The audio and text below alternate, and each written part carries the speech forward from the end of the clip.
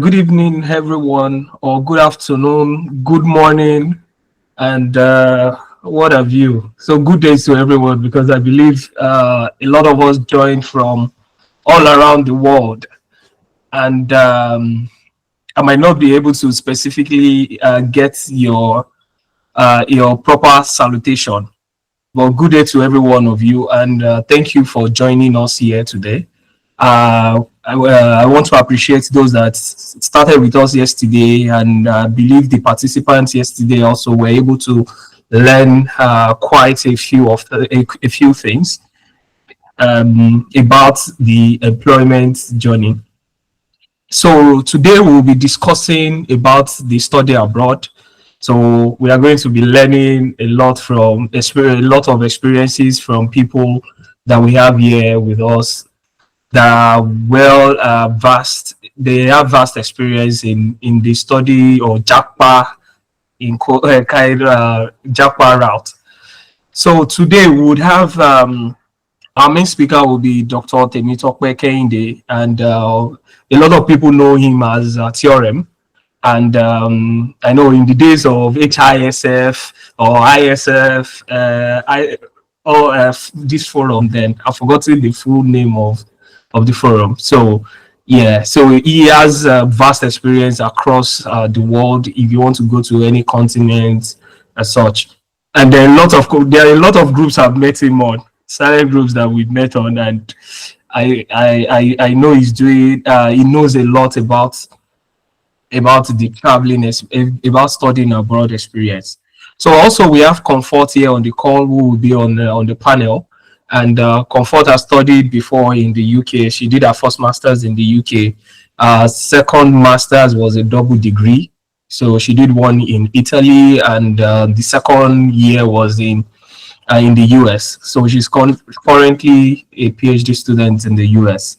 And we have our own scholar also, Lekonlu Baila. So the Erasmus Mundo scholar. We call them, these ones are the ones that ate Erasmus money. So the richest people in Europe. So so he's on the call, and he had a study in France and Spain. So he will definitely share his experience also in these countries. And also we have Samuel Oyetoro. Samuel Oyetoro is a self-sponsor in the UK. He's finished his MBA. So for those that are looking through at the part of studying in the UK, and let's say maybe self-sponsorship generally, so Samuel will give us some insights into some of his own personal experience, how it is, how it feels, and what he experienced. And also we have one of our speakers that spoke yesterday, Engineer Fola Ibinola. So he will be talking to us about strategies, because I learned that there are some student loan or study loans that students can apply for and benefit from. So he will be sharing little strategies around how to get these loans, how to have access to these loans. So maybe after the panel, it would have about 5 to 10 minutes to discuss and share this strategy with us, and we would then run the whole meeting into a close. So today promises to be very interesting, and the agenda, as we all know, is introduction first. The main speaker will speak for 20 minutes, and the participant can ask the questions for about 10 minutes.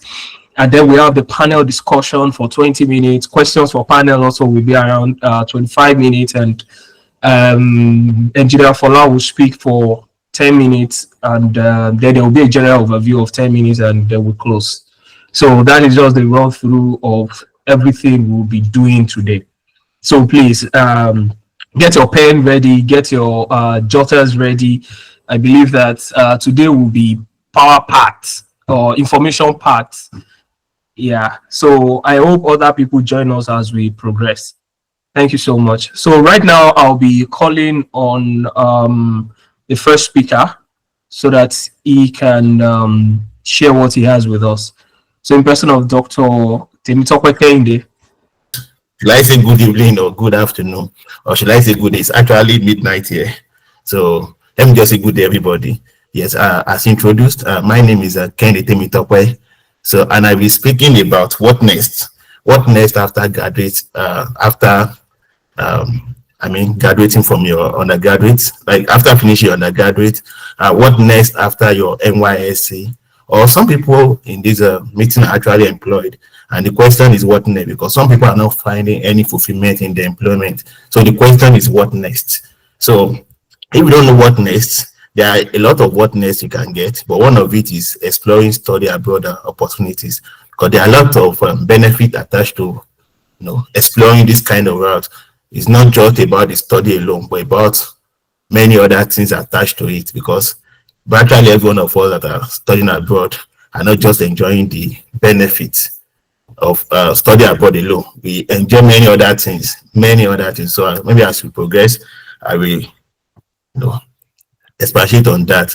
So like I said, we'll be discussing on exploring study abroad opportunities, and like the name implies, study abroad. And where do we call abroad? Anywhere outside your country is abroad. So sometimes people always think abroad is overseas. No, abroad can even be a neighboring country. If you're in Nigeria, your neighboring country like Benin Republic is still an abroad. So note that. So yeah, I want to start my lecture with this quote, because there's one thing about me, I love to motivate people a lot. Every morning I send morning widget on LinkedIn, WhatsApp, and all other social platforms. So yeah, this quote that says, a comfort zone is a beautiful place, but nothing ever grows there. Nothing, absolutely not. It's desert. So I want you to know this in your pursuit of exploring study abroad opportunities. So if you want to get a place for study abroad, know that it will not come easy. You have to work for it. You don't earn hard work, you work for it. You don't earn success in life, you work for it. So don't people believe in luck, but I think there is a saying that says when opportunities meet preparation, the success is inevitable, which means success is not actually by luck per se. There is no way you can say you get success by luck. It's just like you have been preparing for it, and at the point opportunity actually meets your preparation to some extent, and you got the big success. So know that this comfort zone is a beautiful place, but nothing ever goes there. So if probably you're applying and you are not getting in, just know that you are still in your comfort zone. You need to move out of your comfort zone. And there is something I want to emphasize before I continue this lecture, that this my kind of lecture, I always believe I should divide in people who are to benefit from it. And what are those people? They are the concerned people. Not everybody is a concerned scholar or concerned applicant, because why I say so is like, for example, let's say my daddy is rich, can actually sponsor me. You can just walk into any agent office and say, okay, let me process admission. If you do that within a week, if it's UK, can get admission within 2 days. And after that, you leave and you enjoy life. So this kind of webinar is not meant for you. But you are someone that probably don't have much and you feel like, how can I study abroad? Or if you have, maybe just you are not too rich, maybe you can still afford maybe like have tuition and the likes. So this kind of webinar is meant for you, because you can actually think like, I can maximize what I have and get the best. So note that. So studying abroad, to achieve that, you have to move out of your comfort zone, like I said earlier. So, and the next slide says, why study abroad? Why study abroad? Yeah, there are a lot of thousands of reasons. So don't just think these 3 points are the only reason why we study abroad, but there are thousands of reasons why we study abroad, and I'll be highlighting some of them. First is the personal growth. When you go abroad, like the host actually knows me very well. I post a lot on politics and the likes. So I post because of the culture I'm expressing, the perspective I'm expressing, like, this is how things should be, and the job in depriving of all these opportunities and perspective and all that. So I always felt like you tend to see more, like you'll be exposed. You understand? You'll be exposed. You will be more knowledgeable and all that. So go studying abroad will make you know that you give a kind of new life and new thinking, new belief, and see the world from another end. So you tend to improve your personal growth. And the second benefit is the academic benefit, and that's the high quality education. Like most of us that studying abroad, most of our universities are ranked among maybe top 500. Like I studied in the school ranked among top 100 in the world, whether THA or QS. So a lot of academic, and that prestige of even studying there alone is enough, because I remember this school, Hong Poly. So people feel like, oh, that's a big school. So you get this hype, because these are schools that they give high quality education. Like you'll be like, wow, the laboratory, like for example, I studied engineering, production engineering. I've never seen all these CPS lab, all this machinery. I've never seen them before, but coming here, I was shocked to see all those equipment, all those laboratory gadget and all. Like, so I was wow with all those things, and I was like, wow, these are benefits of studying abroad. Another thing I stated here is career opportunities. You know, over here, even though it may not be easy for some countries because of language barrier, but you can't be abroad and be jobless. The only thing, you may not get your dream job easily, but you can't be abroad and be jobless. Unlike maybe some of us are being jobless because of So these are the reason why you should study abroad, and I wanted to also know that. And beyond this, there is one that I didn't list here, and that's the financial benefit. So I always say this, and I'm not always ashamed to say that every day I wake up, I bless Hong Kong for being a blessing to me financially. This morning I was earning less than 100K while in Nigeria, and suddenly from 100K I moved to 1.5 million. And today, due to exchange rate, the same stipend, though I'm already a graduate now, but the same stipend is now worth 6 million in naira equivalent. There is no way you want to even be an extravagant spender and you spend all those money. You still have at least savings of 1.5 million. That is even if you are spending extravagantly. So know that there are many reasons why you should study abroad. I've mentioned 3, and I also added one now, which is the financial benefit. Okay, so navigating your postgraduate study abroad. I listed 4 processes here, which is very important. First, identify the scholarship you want. You ask me which scholarship I want. Don't be lazy. That's why I told you the first quote. You have to leave your comfort zone. A lot of these things you can get to know them, not just online alone. For example, if I'm a graduate today, I'm a PhD, I still belongs to more than 200 WhatsApp groups on scholarship. So he said, like the host, he said that he knows that we belong to so many groups together. Just mention Estonia group, I'm there. Study group, I'm there. Just mention it. There's virtually no country in the world that I didn't have maybe belongs to one of their platforms or have them as some of the citizens as friends. So if you tell me Rwanda, I have friends in Rwanda, I have friends in Estonia. These are people I met online as a result of hard work. So you need to identify scholars that aligns with your goal. Like my very self, I actually make sure I research the scholars that align with my goals. You understand? Maybe I will not discuss that now because I don't know if time will permit, but you need to identify the scholars that aligns with your goals. There are a lot of scholarships, Erasmus, Commonwealth, Chevening. There are a lot of them. So when you look at the one that, for example, let me mention one case study here. Let's say, for example, your career goal is just to do something that's maybe it's not too academic. Like, okay, I just want to have impact. I want to maybe pursue maybe this SDG goal, like SDG goal 1, 2, 3 up to 17. So a scholarship like Chevening or Sweden scholarship is good for you because they don't actually base their. Sorry, doctor. Okay. You have 10 minutes more. I will just alert you at 5 and 2 minutes left. Okay, it's fine. All right. Okay, so that's on research I did. So the next thing is to gather your documents. So what are documents you need? I listed some here, which is certificate, transcript, CV, recommendation letters, publication certification, standardized test score, and all that.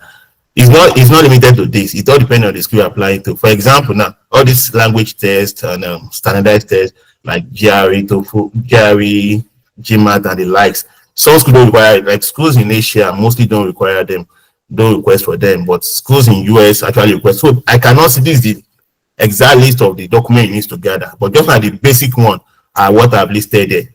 Also, I forgot to list passport, international passport. That's very important. Make sure you get your international passport too. It's even a compulsory document. Also, you need to draft a good submit the well-crafted applications. Make sure that all your application must be vetted by somebody. Somebody must help you review them before you submit them. And stay in touch with the scholarship provider. Always make sure if it's like you are looking for supervisor, stay with them, follow up, exchange mails, and be constructive in your mails. So now for people that want to travel abroad, there are a lot of opportunities you can use in travel. There are scholarship opportunities like what I mentioned before, Commonwealth and the likes. There are grant opportunities. There are student loans, like I think there's one called Empower in US. So they give loans. So when you are done with your study, then you start paying back when you get job. So there's work study routes, like country that allows you to do part-time study. For example, in UK, you actually work 20 hours a week. So if you are there schooling, maybe you are self-funding, you can also work 20 hours and enjoy life. And also crowdfunding, people go to Twitter and they like to raise crowdfunding for their study. So these are the funding options for you to travel abroad. So what are the popular destinations? These are the popular destinations I listed. It's more than this. Actually, all the countries in the world have one scholarship or the other. So you can actually explore any. So like my very self, I explore more than 150 countries in the world. Yes, I mean it, because Morocco, I explored, Algeria. I just mentioned that country. I just kept applying. Yeah. So choosing the right country and university. So how do you know the right country to choose? All these things require extensive work. So you can choose a university based on the ranking. That's very important. You can choose a university or maybe like, okay, which country you can choose based on cost of living. For example, now, if somebody say, I want to go and study in Cyprus, I won't lie to you, it doesn't really make sense to me, because Cyprus is more like Nigeria. You know, the cost of living and the earnings are very, very poor. So you also need to determine, okay, is this country paying well, or they're just country that, you know, it seems to be living, you know, far even lower than where you are coming from. So you need to consider that. Also need to consider climate and cultural fit. For example, there are some places in US or Canada or Russia that they experience minus degrees Celsius, negative degrees Celsius. So if you know you have this kind of pen that have health challenges, that doesn't like cold, make sure you consider that before making your choice of country or university. And also career opportunities. This is very important. Why I said so is this. Career opportunities means after. So for example, now, I always tell people I'm not in the US, but US is the best country to go to study. Yes, because US is the only country that guarantees that after study you can actually get your visa and, you know, look for a job like that. But other countries, it may be hard, especially because of language barrier. I'm a living witness to that. Like, you know, it's not been easy all this while because of language. When we apply for job, they tell you, can you speak? Are you proficient in Cantonese, Chinese, and all that, which I don't know. So it's not easy. So most of us have to fall back to academic, and it's not as if we really have this passion for academic, but because we don't have choice, we have to come back and be asking our supervisor to take us as maybe research fellow and all that. So you need to think, in this country I'm going, what's the like opportunity after study? Like, what are the likely opportunities after study? Is there any career opportunity after study? So that's very important. So yeah, let me talk about crafting a compelling application. 5 minutes more, please. How many minutes? 5 minutes. Okay, that's fine. So when you talk about crafting a compelling application, you need to know that you must have a revamped CV or resume. So which must highlight a lot of things. Time permit, I can show you my CV just to let you know. And there is this common mistake in CV drafting. You see some people, like 2 days ago or so, someone sent a CV for me to review. The CV was 12 pages. If as a PGO that I have a CV of 2 pages, you are sending me 12 pages CV to review, I wonder what you are writing in that CV. And I told her, you are only impressing yourself, not the reviewer. So your statement of purpose too, you need to draft something that is, you know, you must ensure that your SOP is coherent, it's coherent and well articulated. That's very, very important. Articulate your career goals, interest, career aspiration. Everything must be. Although one thing about SOP is just like check the school website, they will tell you what they want in your SOP. So it's not always the same for all schools. But actually, all school will tell you, okay, tell us about your SOP. In your SOP, you want to see things like your experience, your passion, your career goal, and the likes. So it all depends, because it's not one-way traffic. So then the recommendation letters, make sure you get recommendation letters from your supervisors, and be sure that these people that are giving recommendation letters are people that you know can give you, rate you best. I've seen someone that his 2 recommendation letter were just 2 lines. This is not a joke. It happens to one of my mentees. So the recommendation, the referee, you know, like they were just 2 lines, and that's all. Like, this guy is good and is very proactive, and that's why I was like, is this a recommendation? A professor writing such a recommendation letter? Then additional supplementary document. Every application, there is always this part they ask you, okay, if they send additional document, please upload.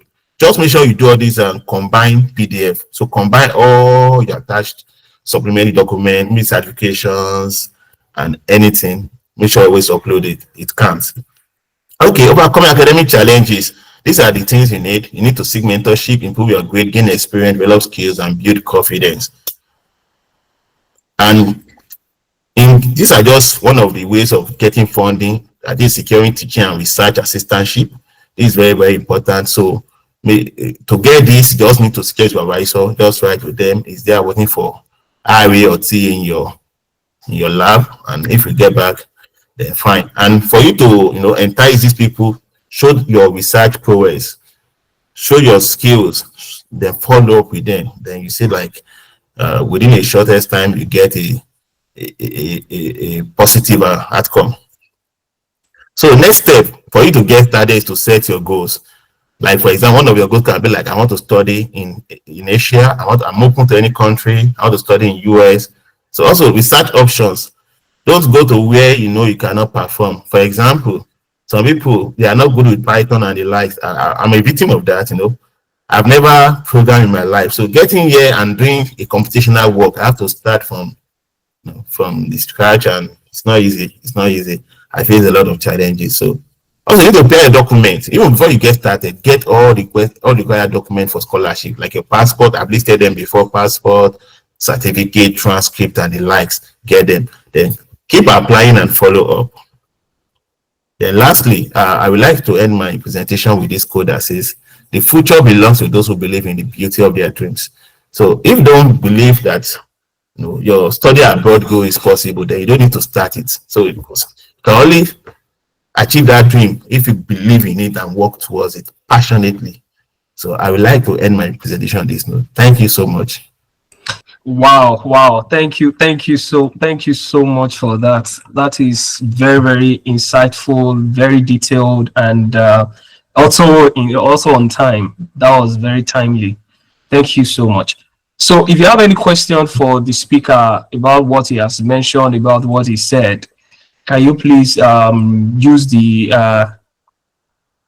caption button, or what button, the raise hand button, to raise your hand, so you'll be called upon to speak.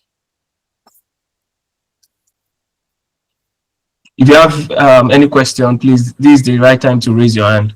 While we wait for that, okay, Lukman Latif, please speak. Unmute your mic. All right. Kudos to Mr. Ibami. Thanks for hosting this program. And my shout outs to all the panelists and the current speaker that just spoke finish.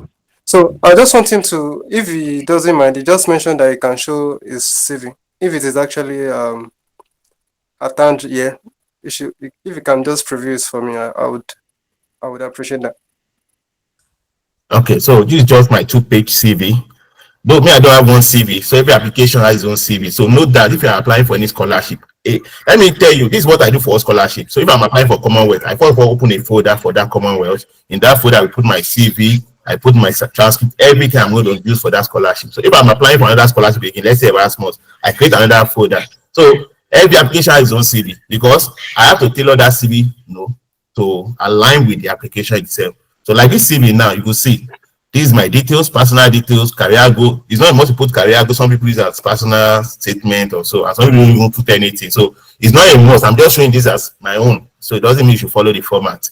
So after that, I discuss my education, which is my PhD, my MSc, and my BSc. A lot of people will be putting all these maybe CGPA and the like. It's not really compulsory unless it's stated in the application that you should include your CGPA. So from there, work experience. I have more than this as my work experience, but it's not about putting too much. Just put the most significant one to the application you are making. So I actually just put a 3 year, but I have more than this. So the publication, you can actually create an hyperlink. So this hyperlink now is released to my Google Scholar. So all my publication conferences are already there. So I don't need to be using space and be writing publication 1, publication 2. No, this will lead any viewer to the Google Scholar, my Google Scholar page, to see all my publications. Then also the conference or workshop. So I have attended more than 10 workshops and conferences, so more than 20 steps. So I only listed recent one, which are just 4 in number. So then honors and award. So these are not just the honors and award I have more than this, but I only listed at least top 6 or I think top 5 or so. So just few ones. It's not like you have to name everything. So professional membership, I belong to more than this, so I just listed I think the top 5 or so or 6. Leadership too, I have more than this. I just listed maybe like few amongst them. Then proficiencies and certifications.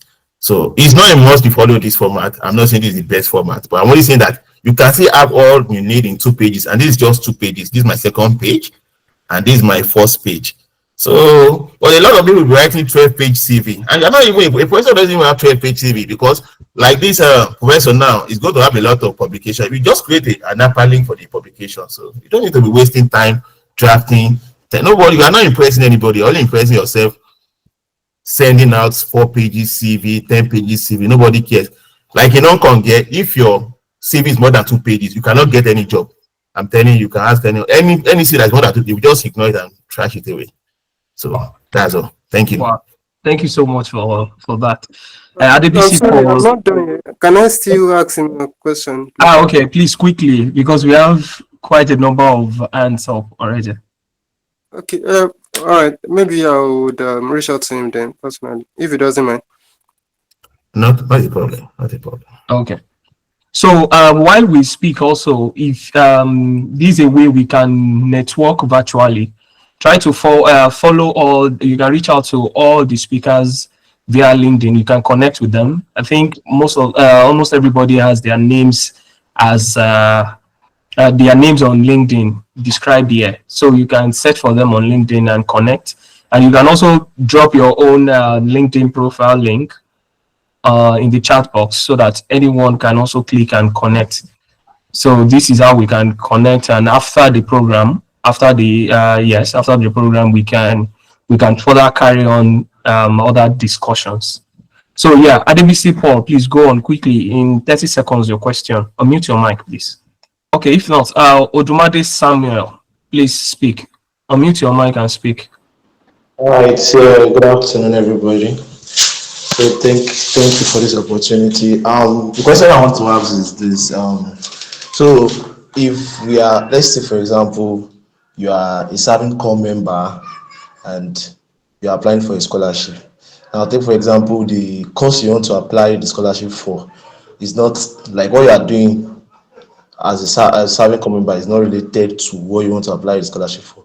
Now, should we say we are is like a work experience, or we should not bother including it as work experience in our CV? I don't know if you are getting what I'm trying to ask.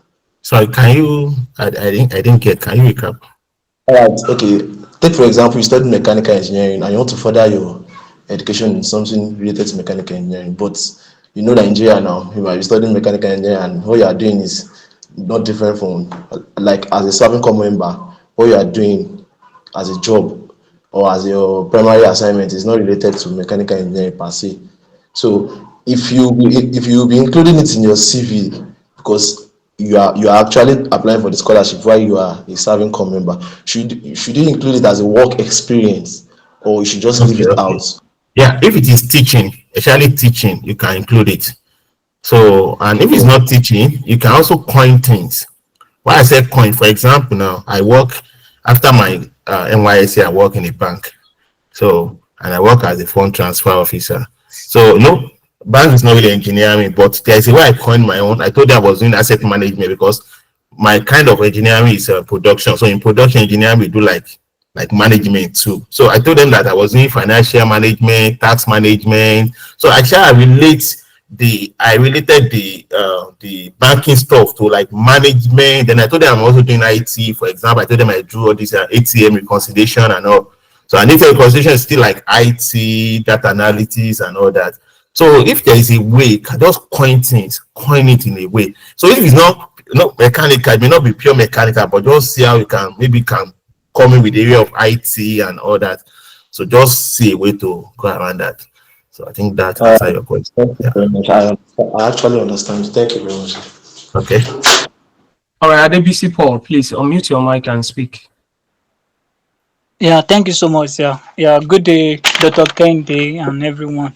Yeah, my question is first of all is that like if Dr. Kende can help us with when the scholarship like Erasmus, like Commonwealth, like the period that they usually out. Yeah, I just graduated this year, yeah, recently, and I'm hoping that I will start application next year. If I can know the period that this application are always out.